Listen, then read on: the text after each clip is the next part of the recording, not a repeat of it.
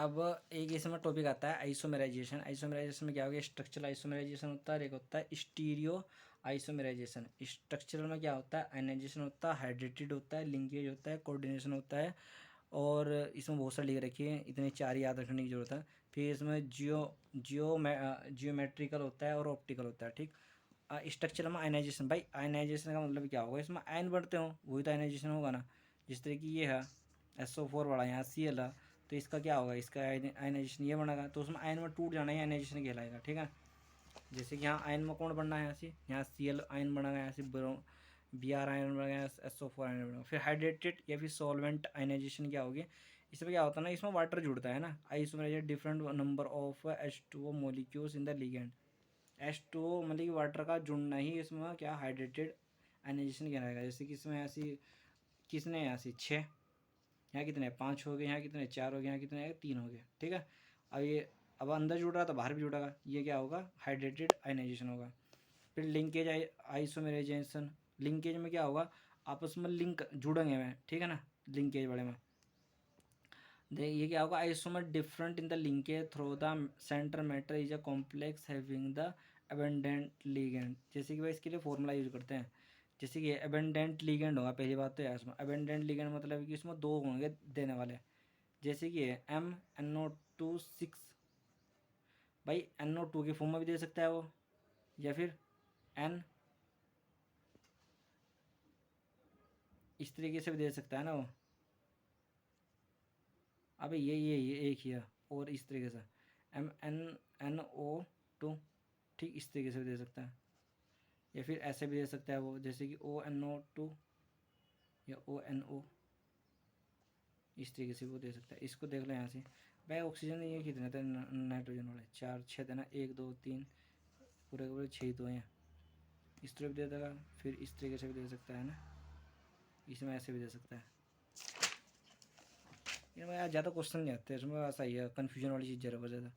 जैसे कि यहाँ पे इस तरीके से का निकाला कोऑर्डिनेट, ये इसका ये होता है, इसमें ML6 होगा, ML6 भाई जोड़ना ही तो, और क्या है इसमें, बॉन्ड पूछा, बॉन्ड कौन सा, ये बॉन्ड ये रहा। फिर उसके बाद भाई इम्पोर्टेंट है बस 2 3 ही। फिर इसमें टेट्राहेड्रल के लिए ज्योमेट्रिकल आइसोमेरिज्म, तो पहला, फिर अब ये तो भाई ख़त्म हो गया, स्ट्रक्चर वाली तो ख़त्म हो गई, इतनी थी। फिर क्या होता है इसके अंदर, ये आता है फिर ज्योमेट्रिकल आइसोमेरिज्म। टेट्राहेड्रल के लिए क्या होता है भाई, टेट्राहेड्रल और स्क्वायर प्लेनर, देख कोऑर्डिनेशन नंबर तो 4 ही होता है ना दोनों में, इसमें भी और इसमें भी। बस इसमें क्या होता है, टेट्राहेड्रल वाले में नोट सो ज्योमेट्रिकल आइसोमेरिज्म ये शो नहीं करता, since all the ligand adjust to be the each others. ठीक, लेकिन इसमें शो ये ज्योमेट्रिकल आइसोमेरिज्म शो करता है, तो हम स्क्वायर प्लेनर पढ़ेंगे और ये टेट्राहेड्रल को छोड़ देंगे। ठीक, तो इसी तरीके से तो स्क्वायर प्लेनर में क्या होगा, ये L1 L2 L3 L4 six form क्या होगी, तो एडजेसेंट पोजीशन, यानी जो पास पास की पोजीशन, जैसे कि 1 और 2, 1 और 2, 4 और 1, ये एडजेसेंट पोजीशन है, यानी योर योर योर यो। फिर 2 और 3, क्या 2 3 2 योरा, और 3 और 3 और 4, ये सेम है ना बिल्कुल, जैसे ये इसकी सिक्स फॉर्म होगी। ट्रांसफॉर्म में क्या होगा, अपोजिट हो जाएगा, यानी 1 का 3 हो जाएगा, 4 2 का 4 हो जाएगा, ये पोजीशन होगी इसकी। ठीक है ना, अब क्वेश्चन कहाँ से आता है, क्वेश्चन पर ध्यान दो, डायरेक्ट बस दो, कितने इसमें ज्योमेट्रिकल स्ट्रक्चर होंगे, इस तरीके से पूछता है वो। अगर कंडीशन आती है, देखो इन सेप नॉट सो ज्योमेट्रिकल सो, अगर इस फॉर्म में अगर फॉर्मूला लिखा हुआ है तो उसमें कोई ज्योमेट्रिकल शो नहीं करने को। जैसे कि NaCN4 लिखा हुआ 4 वाला है ना ये, तो इसमें वो यो नहीं करने का ना, ये ऐसा करने का ना, इस फॉर्म करने की, फॉर्मूला याद कर लेना ये, और बस ये देखना जैसे N2B2, इसमें अगर ये शो करेगा तो इसमें क्या होगा 2, तो अगर इस तरीके से फॉर्मूला लिखा होगा तो वो 2 ज्योमेट्रिकल, इसमें फॉर्मूला याद करना वैसे N2B2 ये, जैसे भी होगा फॉर्मूला देखो और आंसर लिखा दो। ठीक है ना, अब इसमें कोऑर्डिनेशन नंबर 6 के लिए बात कर लेते हैं। कोऑर्डिनेशन 6 में होते ही एक position first second third fourth 5 6 इस तरीके से लिखा हुआ है। अगर इस तरीके से अगर फॉर्मूला लिखे हुआ है, अगर इस तरीके से फॉर्मूला लिखा हुआ तो ये शो नहीं करने का। अगर इस तरीके का फॉर्मूला लिखा होगा तो जो 2 ज्योमेट्री का शो करेगा। इसमें इंपॉर्टेंट है जो मैं बताना चाह रहा था बस ये था इसमें, एक जो क्वेश्चन आता है यहाँ से, इसलिए इतना सारा पढ़ाया गया है। MA3B3 इसमें होता है एक तो फेसियल फॉर्म होते हैं मेरी डायनल यानी मर और फेक और मर, इसमें 2 पोजीशन होते हैं। ये इंपॉर्टेंट है, बस इसी को समझाने के लिए ये सारा इतनी चीज़ें बताई गई है ना। देखो अगर फेक होगा तो इसमें ये वाली पोजीशन होगा ना ये, और इधर से ये सेम रहेगी। और इसमें जो मर होगा उस पोजीशन में क्या होगा ना, ये यहाँ से हट जाएगा, ये यहाँ एक्सचेंज होगा ना, यहाँ से ए था ना पहला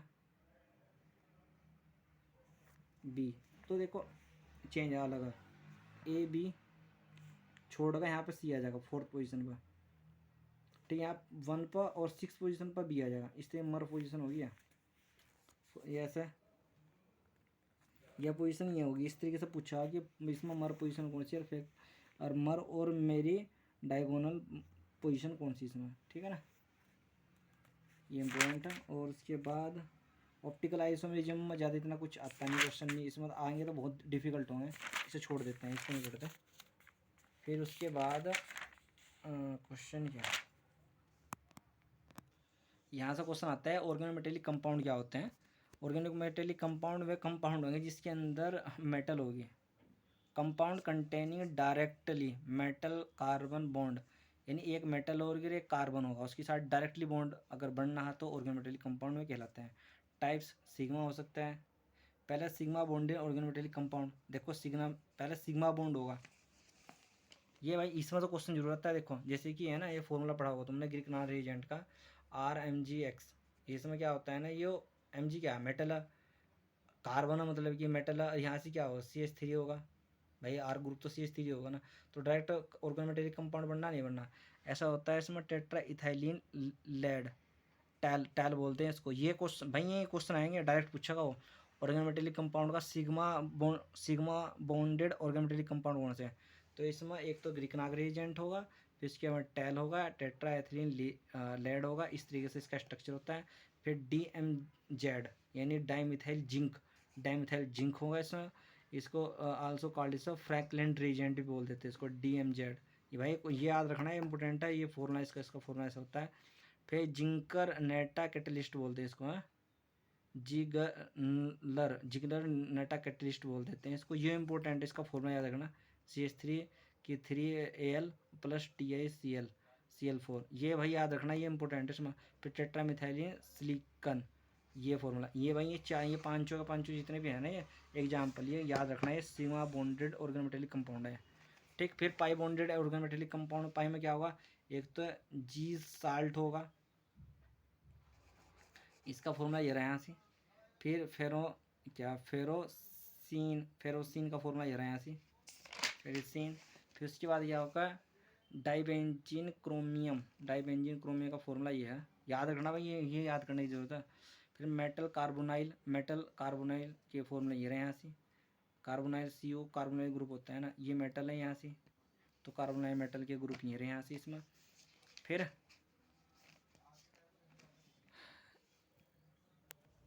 अब अगर पूछने लगे कि क्वेश्चन आ सकता है कि ऑर्गेनो में कोऑर्डिनेशन कंपाउंड होते हैं उसके एप्लीकेशन क्या है, determination of hardness of H2, कितनी H2O के अंदर वाटर के अंदर हार्डनेस है उसके लिए यूज करते हैं। EDT का जो यूज करते हैं वो बहुत ही इंपॉर्टेंट होता है, इसका यूज हम करते हैं determine the hardness of H2O compound EDT form the complex with the Cu और Mg प्लस। मेरी की ये भाई यह लाइन लिखी हुई है, EDT क्या काम करता है ना, कॉपर के और मैग्नीशियम के साथ क्या करता है, कॉम्प्लेक्स बना लेता है, ठीक है ना। ये भाई ये इंपॉर्टेंट है ये लाइन, ये इस तरीके से इसका मैकेनिज्म होता है, ठीक। अब इसका उपयोग और किस तरीके से कर सकते हैं हम, इसका उपयोग जैसे कि यहाँ पे भी उपयोग होता है इसका भाई, ये क्वेश्चन भी आता है इसमें कि कोऑर्डिनेशन कंपाउंड का मेडिसिन में कहाँ यूज करते हैं। सिस्प्लेटिन होता है यूज इन द जो कैंसर होते हैं ना, कैंसर ट्रीटमेंट में सिस्प्लेटिन का यूज करते हैं। EDT यूज करते हैं PV जो लेड की जो पॉइजनिंग होती है ना उसके अंदर यूज करते हैं। ये याद रखना, ये दो कुछ पॉइंट है जो याद रखने की बहुत इंपॉर्टेंट होता है। अब इसमें बायोलॉजिकल कॉम्प्लेक्स भी होते हैं इनके, जैसे क्लोरोफिल होता है, क्लोरोफिल में मैग्नीशियम पाया जाता है, विटामिन B12 होता है उसमें कोबाल्ट पाया जाता है, इंसुलिन होता है उसमें जेड पाया जाता है। जैसे कि हीमोग्लोबिन होता है उसमें जो फेरस पाया जाता है ना, आयरन वाला। हाँ, मायोग्लोबिन जो होता है उसमें फेरिक पाया जाता है। देखो हम ना बैक बॉन्डिंग पढ़ते हैं इसमें, इसे सिनर्जिक इफेक्टिव बोल देते हैं। देखो ये इम्पोर्टेंट है, यहाँ से मैं इसी से पढ़ूंगा जो बहुत अच्छा। जैसे कि कोई मेटल है, ये बोला है कि मेटल कार्बन पाई बॉन्ड, ठीक है ना, metal carbon pi bond acid लिंग पाई एसिड लिगेंड बोल देते हैं इसको। Donation of lone pair of electron, जो लोन पेयर ऑफ इलेक्ट्रॉन होते हैं फ्रॉम मेटल, यानी मेटल है, इसमें जो लोन पेयर थे मेटल टू वैकेंट यानी खाली anti bonding molecular orbital of carbonyl compound, जो यानी CO जो कार्बोनाइल कंपाउंड। देखो ये CO ग्रुप है, ये मेटल है, इसके चारों तरफ वैकेंट बोल खाली है, ये डी ऑर्बिटल है, इनके अंदर वैकेंट क्या होंगे, इलेक्ट्रॉन होंगे। नहीं, वैकेंट मतलब खाली, खाली मतलब कि ये वाला बॉन्ड खाली है, इसमें यहाँ इलेक्ट्रॉन है, इसमें इलेक्ट्रॉन यहाँ है नहीं। तो क्या होगा कि जो anti bonding molecular P orbital ये रहा, इसके साथ जो CO के, अब इसके इलेक्ट्रॉन इसके साथ शेयरिंग कर लेंगे, ये बैक बॉन्डिंग है। समझे नहीं है भाई? समझ में? देखो सिंपल सी बात क्या है ना, कार्बोनाइल ग्रुप है, इसके पी ऑर्बिटल में कुछ इलेक्ट्रॉन है, अभी मेटल है, और मेटल क्या है, ये एक तरीके से मान लीजिए डी ब्लॉक वाला, तो डी ऑर्बिटल के क्या खाली पड़े हैं, ठीक। तो क्या काम होगा ना कि जो इसका जो CO ग्रुप होगा ना, इसका इलेक्ट्रॉन इसमें भाग जाएंगे, बैक बॉन्डिंग कर देंगे। बैक बॉन्ड तो इसको इधर भी, यहाँ पाई बॉन्ड यहाँ भी बनना, देख बैक बॉन्डिंग सिनर्जिक बॉन्डिंग बोल दे सकते हैं, या बैक बॉन्डिंग यहाँ भी हो रही है, ठीक है ना, ये वाली। तो CO is a pi acid ligand बोल देते हैं इसको, ठीक है। तो क्या हो रहा है यहाँ पे, सिग्मा डोनर क्या है यहाँ से को, सिग्मा डोनर क्या है भाई, सिग्मा डोनर तो हो रहा है यहाँ से, और पाई वाला कहाँ बढ़ना है, सिनर्जिक इफेक्ट में बढ़ना है यहाँ से, ठीक है। यानी इसका इलेक्ट्रॉन इधर जा रहा है, इसका इलेक्ट्रॉन यहाँ जा रहा है, तो इसी को बोल देते हैं क्या हम, एक तरीके से कह देते हैं हम क्या, मतलब बैक बॉन्डिंग कह देते हैं इसको, ठीक है। अब बैक और बॉन्डिंग क्या होता है, देखो अगर पॉजिटिव चार्ज है तो एक्सटेंड होता है, back bonding decrease because metal ion will be not given. यहाँ पे होता है नेगेटिव, अगर चार्ज होगा तो एक्सटेंड विल बी, जो बैक बॉन्डिंग है इंक्रीज है because metal ion will be given easily, electron easily मतलब कि उसने दे दिया। अब ये पूछता है कि EAN value, effective atomic number, effective atomic number भी कभी कभी पूछ लेते हैं ना। तो इफेक्टिव एटॉमिक नंबर क्या होगा ना, देखो N वैल्यू जो होगी ना इसकी, atomic number of centre metal यहाँ से, फिर उसकी ऑक्सीडेशन नंबर यहाँ से, ऑक्सीडेशन स्टेट यहाँ पर, प्लस 2 इंटू इसका नंबर ऑफ गेन इलेक्ट्रॉन, ठीक है ना। अब देखो कैसे निकाल लेंगे, अब ये यहाँ पर अगर इसकी ऑक्सीडेशन नंबर निकाल रहे हैं यहाँ से, तो कोबाल्ट पे कितना आएगा, प्लस की 3 आएगा। अगर इसको तोड़ते हैं तो ये क्या आना, CO अपने आइडेंटिटी नहीं खोता, ये यहाँ पे होगा 3 प्लस, क्योंकि ये Cl3 नेगेटिव हो जाएगा ना, समझ गए। और इस पर क्या को ये इसकी भाई ये तो 0 होता है ना, इसकी 3 प्लस आ जाएगी, तो ऑक्सीडेशन नंबर कोबाल्ट का वैसे कितना होता है 27, टू कार्बन की कितना, ये 27 हो गया, माइनस ऑक्सीडेशन स्टेज की नहीं सब प्लस की 3, तो यहाँ प्लस 3 हो जाएगा, प्लस 2 इंटू इसका जो कोऑर्डिनेशन नंबर है, CN क्या कोऑर्डिनेशन नंबर कितना इसका 6 है, तो 6 से गुणा कर दो, तो 6 दूनी 12, और 12 में से 3 गए, 12 3 गए मेरे भाई 9 बचेंगे। अब 9 27 कितना हो जाएगा 36, तो इसका इफेक्टिव मतलब कि जो एटॉमिक नंबर है ना इसका कितना होगा, वो 36 होगा। ये इसी तरीके से निकालना भाई, ठीक।